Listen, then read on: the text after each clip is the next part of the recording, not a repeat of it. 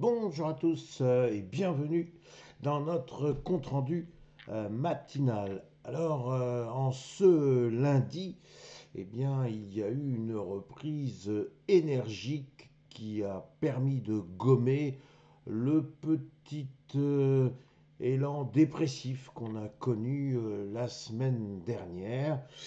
Alors pourquoi cet élan énergique? Eh bien tout simplement parce que les Américains ont, semble-t-il, réussi à mettre fin enfin à ce fameux shutdown le plus grand, le plus long de l'histoire. Alors c'est un accord provisoire qui va durer jusqu'à la mi-janvier 2026. Après, il faudra en trouver un autre pour que les Américains puissent retrouver un certain équilibre budgétaire. Donc effectivement, ça a été un immense soulagement et on a vu se concrétiser ce soulagement aussi bien sur les marchés européens que sur le marché américain. Alors, sans tarder, venons-en à notre CAC 40 qui, eh bien, est reparti. C'est le titre que je lui ai donné ce matin, c'est reparti. On voit bien graphiquement qu'il y a eu encore une fois, et cette fois je vais peut-être cesser un peu d'en parler, il y a eu remplissage de ce grand gap que l'on voit bien ici. Il est comblé avec la bougie de vendredi dernier. Bougie qui a eu, j'allais dire, l'intelligence de s'arrêter sur les 7940. Ça a permis aujourd'hui, enfin plus exactement, pardon, hier, de repartir. Alors allez-vous me dire, oui, mais il y a encore un nouveau gap. C'est vrai, il y a un gap qui est ici. Je pense que c'est un gap qui devrait être comblé relativement rapidement. Il n'a pas du tout l'impact que celui-ci avait. Et donc, a priori, nous pourrions revenir un petit peu dans cette région-là avant de repartir, si tant est que l'on arrive bien à protéger les 7040. Ce qui est un petit peu nouveau pour le CAC 40 et pour les autres indices mondiaux, c'est que nous allons bientôt arriver à la fin de l'année. Alors, vous allez me dire, je vais vite en besogne. Oui et non, parce que généralement, à partir du 15 novembre, allez, on va dire 1er décembre, beaucoup d'investisseurs estiment que il vaut mieux commencer à ce que l'on appelle l'habillage des bilans. Et lorsque l'on voit le périple haussier des indices, notamment des indices américains, depuis la mi-avril, eh bien, il va y avoir certainement beaucoup de gérants qui vont estimer qu'il est temps quand même de prendre des bénéfices, c'est-à-dire de pouvoir montrer à leurs clients un bilan beaucoup plus qu'honorable. Donc ce serait un peu dommage de prendre des risques en cette fin d'année. Donc pour l'instant, nous avons un CAC 40 qui veut repartir. Il lui faut maintenant déborder la région des 8100 points, mais au moins il s'est installé très très clairement au-dessus du support symbolique des 8000 points. C'est déjà une excellente chose. Donc a priori, nos acheteurs devraient continuer petit à petit à s'acheminer vers les 8100 points et on verra s'ils trouvent la force un peu plus tard pour aller rejoindre les 8260 points. Mais ne boudons pas notre plaisir, il y a eu effectivement un sauvetage des 7950 points et ça c'est quand même beaucoup moins angoissant que la séance de vendredi dernier. Donc voilà ce que je pouvais dire sur le CAC 40. Si maintenant j'en viens à notre S&P 500, eh bien, j'ai titré que c'était une réintégration énergique.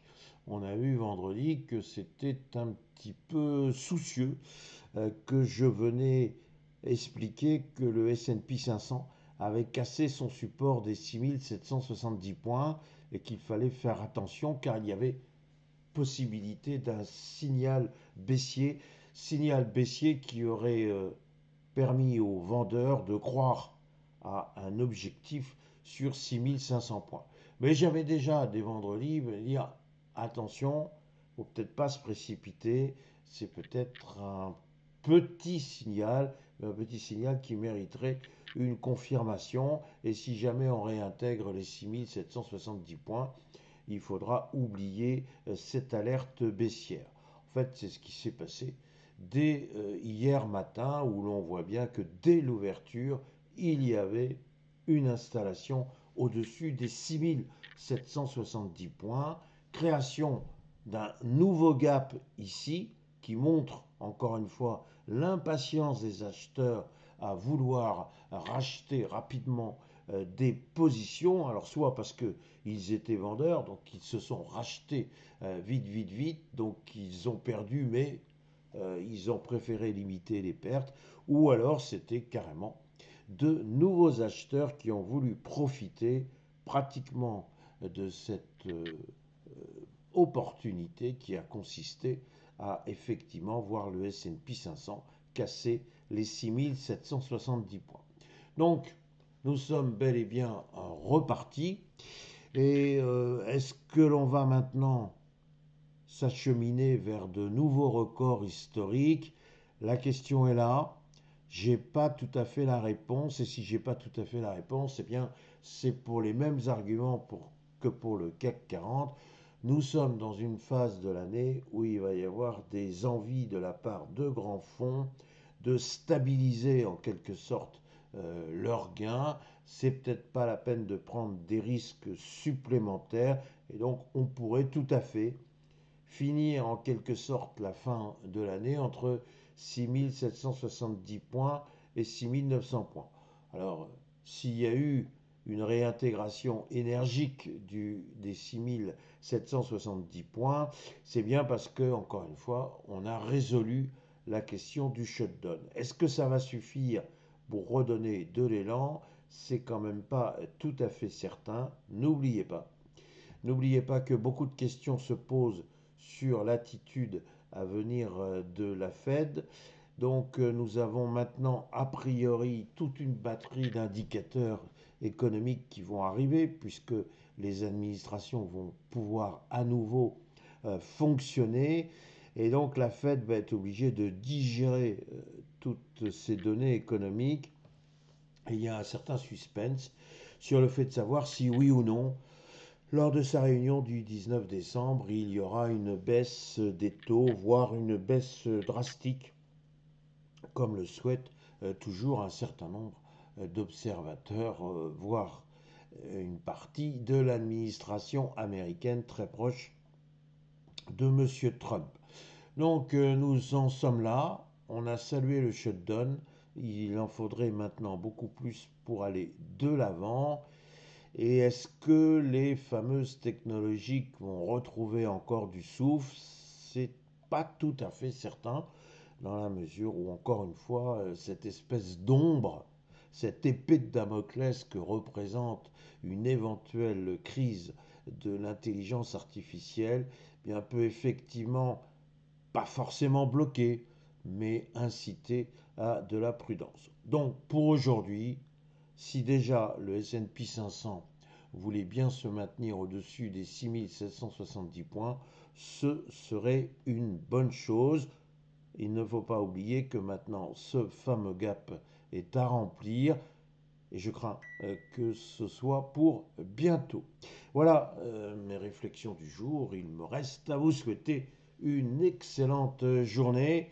Beaucoup voudront effectivement considérer que nous sommes le 11 novembre, que après tout, c'est un jour férié et surtout un jour de commémoration. Mais ça concerne la France, ça ne concerne pas les autres pays, donc les marchés fonctionnent bel et bien aujourd'hui. Voilà, je vous dis à demain.